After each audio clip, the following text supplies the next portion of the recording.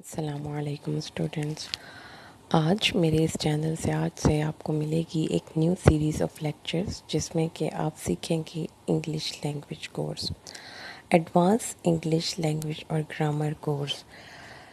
क्यों इस language course को स्टार्ट करने का मैंने फ़ैसला किया न, आपको जैसा सबको मैंने बताया भी है और आपको पता भी है कि इंग्लिश लैंग्वेज एक इंटरनेशनल लैंग्वेज है। जब एक स्टूडेंट इंग्लिश लैंग्वेज में कॉन्फिडेंटली नहीं बोल सकता तो वो प्रैक्टिकल लाइफ में लिख नहीं सकता, पढ़ नहीं सकता, तो उसका कॉन्फिडेंस लेवल इंग्लिश के हवाले से बहुत डाउन हो जाता है और उस कॉन्फिडेंस के डाउन होने की वजह से उसकी प्रैक्टिकल लाइफ में परफॉर्मेंस डाउन हो जाती है।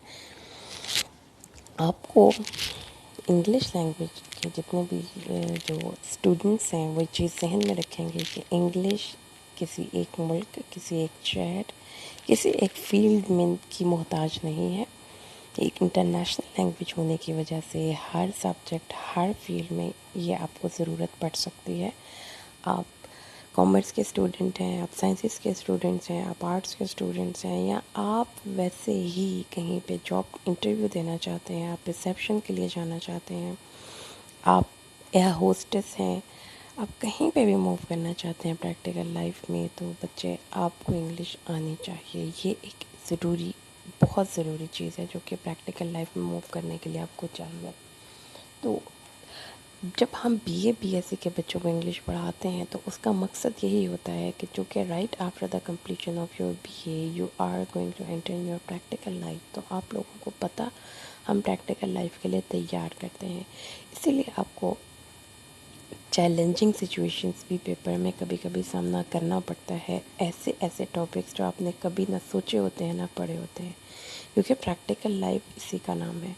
तो उसमें सबसे बड़ी बात ही बेटा कॉन्फिडेंस है। और कॉन्फिडेंस आपको क्या चीज़ देती है? आपका नॉलेज। जब आपका नॉलेज कंप्लीट होगा और आपका नॉलेज सॉलिड होगा तो आपकी पर्सनैलिटी का कॉन्फिडेंस लेवल भी हाई होगा।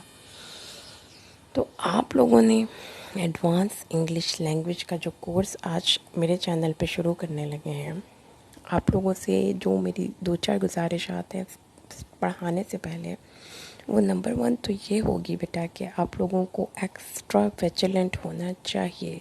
आप अपनी एनर्जीज़ को राइट ग्राउंड्स पे चैनलाइज कीजिए और सही तरीके से अपने मकसद को फोकस कीजिए, ये पूछते हुए अपने आप से कि आप इंग्लिश क्यों सीखना चाहते हैं। यस, ये बहुत इम्पोर्टेंट क्वेश्चन है। एक बेस्ट से बेस्ट टीचर भी स्टूडेंट्स आपको कुछ नहीं सिखा सकता जब तक कि आप खुद से खुद कोशिश ना करें सीखने की।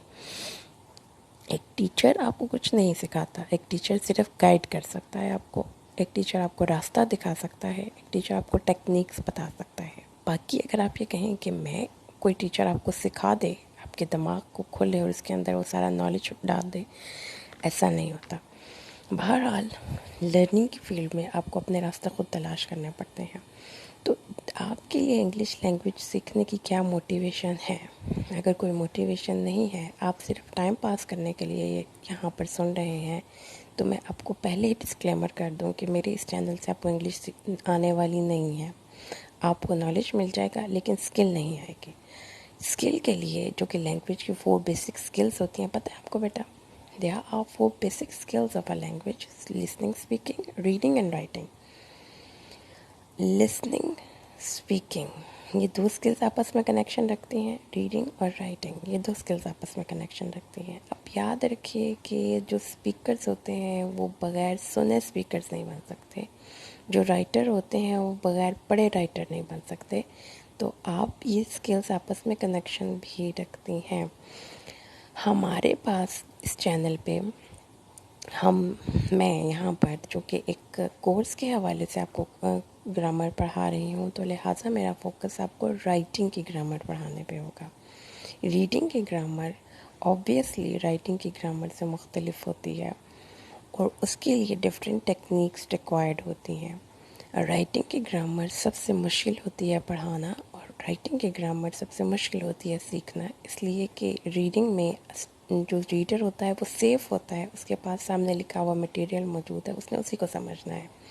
जबकि राइटर के पास ना आइडियाज़ होते हैं, ना ही उसके पास कोई वोकैब होती है। उसको हर चीज़ खुद से खुद सोचनी पड़ती है, उसको स्ट्रक्चर्स भी खुद सोचने पड़ते हैं, उसको वोकैबलरी भी खुद सोचनी पड़ती है, और उसको वर्ड्स भी खुद सोचने पड़ते हैं।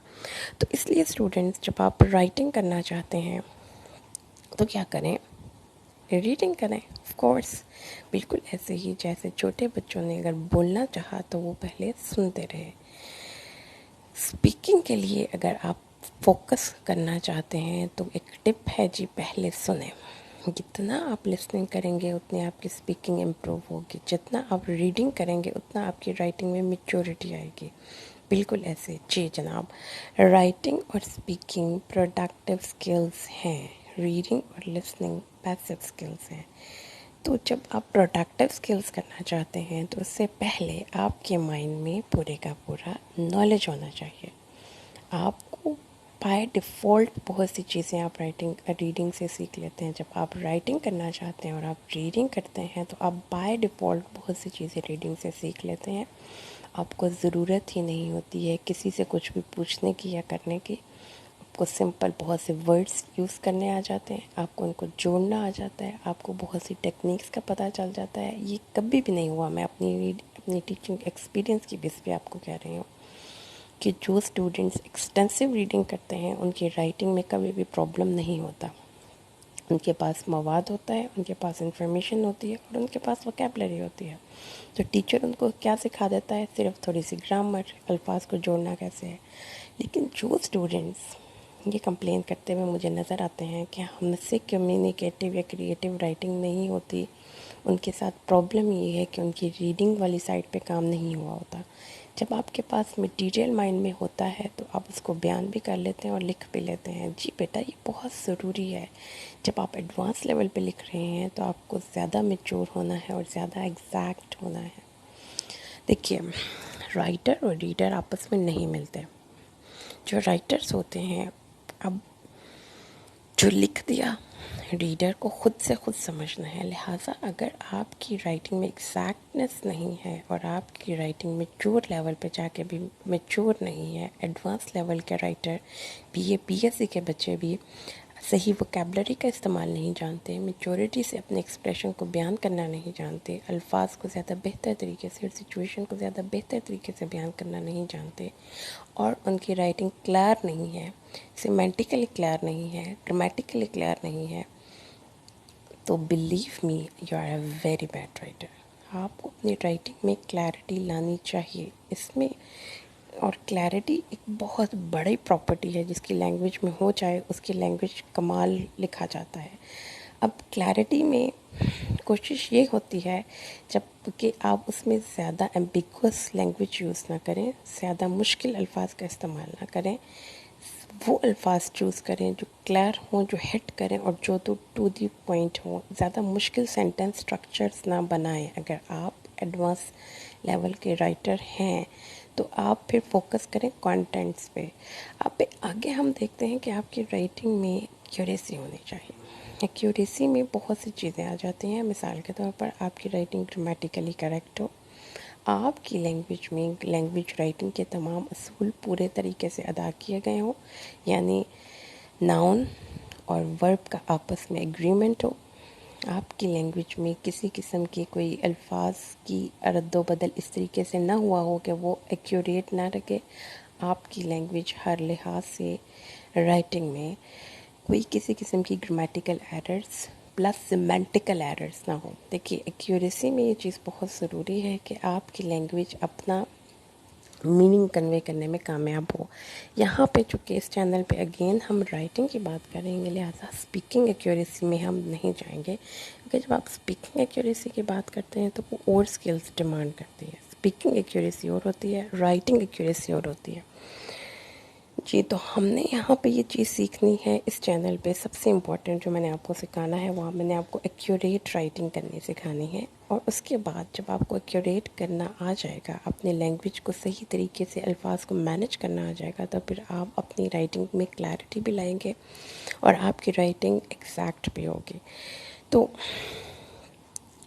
उसके बाद आ जाता है जी राइटिंग की डिफरेंट टेक्निक्स और टाइप्स होती हैं। बिल्कुल बेटा, ये आपको सबको भी पता है, मुझे भी पता है कि ऐसे राइटिंग की टेक्निक स्टोरी राइटिंग की टेक्निक से डिफरेंट होती है। जो आप एक बयान करना चाहते हैं, नरेशन, उसमें डिस्क्रिप्शन राइटिंग की टेक्निक और होगी, पोइट्री राइटिंग की टेक्निक और होगी। अगर आप ऐसे लिख रहे हैं, क्या क्या टेक्निक्स हैं, कंपैरिजन टेक्निक होती है, आपको अपना कंक्लूजन लिखने में कौन सी टेक्निक यूज़ करनी है, आपको अपने पैराग्राफ फॉर्मेशन में कौन सी टेक्निक्स यूज़ करनी है। तो जो ग्रामर है दरअसल, ये आपको सब कुछ आएगा तो आपको राइटिंग आएगी। आपको सिर्फ प्रेजेंट इंडेफिनिट है और एंड पे ता है, ती है और ताहू वगैरह आता है, लिख दें आप, समझ लें, तो आप कभी भी अच्छे राइटर नहीं बन सकते। राइटिंग करने के लिए आपको पता होना चाहिए कि एक ऐसे राइटिंग, एक कम्युनिकेटिव राइटिंग की क्या टेक्निक है और एक ट्रांसलेशन राइटिंग की क्या टेक्निक है। और last but not the least, yes of course students, आपको ग्रामर आनी चाहिए।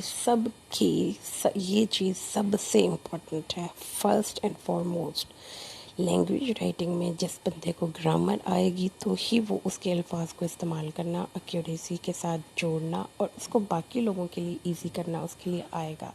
तो आप बच्चे जितने भी यहाँ पर मेरे इस चैनल पे मेरे से हेल्प ले रहे हैं या मुस्तकबिल में लेने वाले हैं, आप सबको इस न्यू कोर्स में वेलकम है। हम इंशाल्लाह कल से पढ़ना